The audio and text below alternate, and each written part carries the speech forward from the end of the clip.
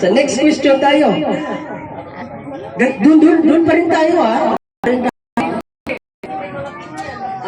Ulitin ko, yung mga judges natin, wag mo na kayong mag-react habang hindi pa tapos. Magpaliwanag, no?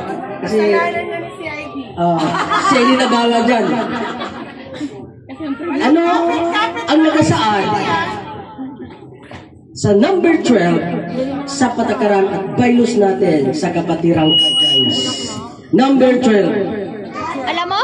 Sagot! Isip-isip. No? Challenge ito sa atin para kung sakali pupunta tayo sa ibang pamunuan, mag-lecture tayo, mag-orient tayo na walang hinahawakang papel. Pwede natin gawin yun. Ano ang nakasaad sa bylaws o patakaran natin sa number 12? O, Chairman Mabong. Good morning sa lahat. Hindi ko man talaga to na memorize, pero siguro one-fourth nakalaki. Sige.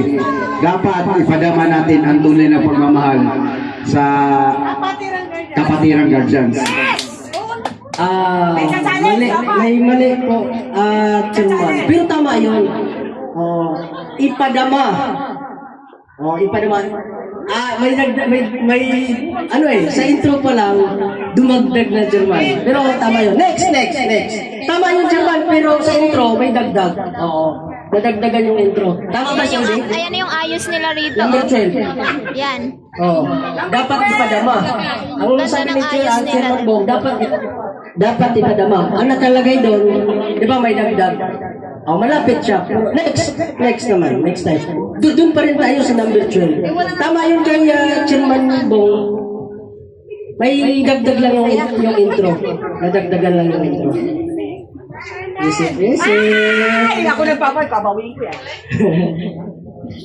Anong sabi, number 12, di ba? Alipuntun ni number 12. Yung pinakamalapit ng ang hirap magkabisa pagka ganito naka-MP na. Sa ganito. Ipadama ang pagkasabi. So parang gano'n. Sa akin naman ganito. Sige, gagamitin ko na rin yung ipadama. Sorry ha, yung pinakamalapit.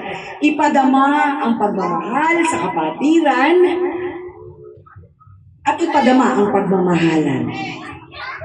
Sorry! Malapit din. Ano po, yung mali pa rin? Malapit din. Ngayon, may challenge pa ba? Next, doon pa rin tayo, malapit din. Kung tatawag ako ng dalawang representative dito, kapag hindi maansiran, sasabihin ko na yung tama. Andun yung mudigo, wala sa akin andun kay si Aide. Next, number 12 pa rin tayo. Number 12. Isip-isip.